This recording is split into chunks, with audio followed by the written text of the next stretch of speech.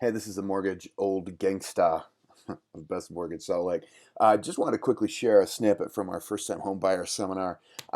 This is a point that is very, very poignant. The question is that possibly true?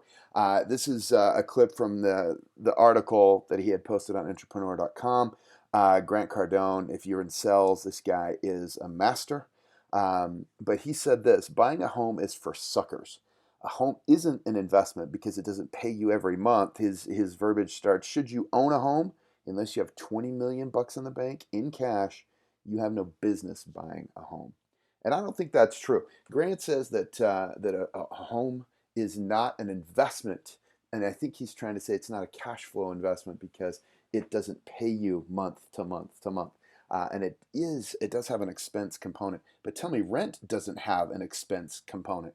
So let's look at his background. His real end goal for his life is to own 20,000 rental doors. He buys big apartment complexes. I don't know currently how much he owns, but he is in acquiring mode. And he's hoping that people will rent. He wants you to rent from him. And so he has kind of a different way of looking at things.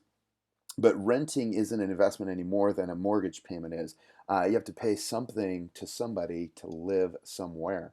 And so let's look at how you can, if you're renting, how you can convert that stream of payments, that expense that's going out, into a pretty solid, big time investment that is very, very safe. And I don't think you'll find anything that'll even touch this as far as rate of return and as far as stability. But let's take a look at it and you can decide for yourself. But man, for millennials, this is big time. So let's talk a bit about investment and leverage. Leverage is a concept that allows you to control, and this is going to be a short video. Leverage is something that allows you to control an asset with just a little bit of your money and a lot of somebody else's money. And a mortgage is a prime example of this concept. And let me illustrate it this way. Let's say that you purchased a home, and we're just going to use round numbers. I don't think you'll find a house, very many houses around here, where you can buy it for 100,000. But again, for the sake of round numbers, let's assume that you buy it for $100,000. And let's say that you used FHA loan financing. It's one of the great low money down programs. 3.5% is what you need to bring in. And by the way, all of that can even be a gift. But let's minimize rates of return. And let's say that this was your money. You could come up with $3,500. Now we're going to ask the seller to pay all the other costs that are involved with your property. We're going to negotiate into your contract. So they're going to buy the title insurance and pay for your appraisal, all those things. Let's say that you held that home for 3 years and then sold it. And someone hands you a stack of money like we've got here pictured. So I am using a 6% annual appreciation amount, which is very, very conservative. And I think if we look back over the real estate long haul, we can conservatively show a 6% return. Some years it's much higher, and some years it's lower. But let's just go with the 6. So if you held it for 3 years and sold it at 6% annual return, your sales price would be $120,000. Now, again, today you'll have much higher than that, but let's just go with that.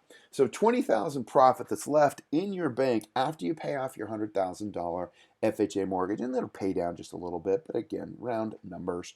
Let's take out of your profit the $3,500 seed money that you put in to own and control that investment. And then let's look at what remains in your account of $16,500. Now, again, this is a primary residence. You don't have to pay capital gains on that. And so that is your money. So tell me where you can go find this kind of rate of return in any kind of investment that you can find today that has any sort of safety at all. And I don't think you can find that rate of return at all, period. But with the safety of something that you live in and is not going to go away, it's a tangible asset. But that rate of return, if you calculate it out, is 4.71 times your money. So almost 5 times your money. How do you do that in 3 years? Anywhere? And as I punch that out annually, that's 157% return. You just can't find it. And of course, there's again no capital gains like I already mentioned. And this is just harnessing ownership versus renting or loanership. And the nice thing is, too, we didn't even talk about what happens to the mortgage interest that you get to write off on your taxes. Suddenly now, instead of taking a standard deduction, you get to take an itemized deduction and write off all of that mortgage interest. And believe me, probably 95% of your payment is going to interest. So you've got a huge tax deduction, and we could flow through. And for the sake of time, we're not going to talk about how that all gets to your bottom line. But I just want to say that I disagree with Grant vehemently here. And it's not only awesome to live in a home and to have roots and all those things, but let's just look at the financial numbers because they are high and they are strong. Well, this has been the Mortgage OG of Best Mortgage Salt Lake. If you'd like to chat with us a little bit more about any questions that you have, you can reach us at 801 528 1003. We'll put you in touch with an expert, and let's help you get going. Thanks much.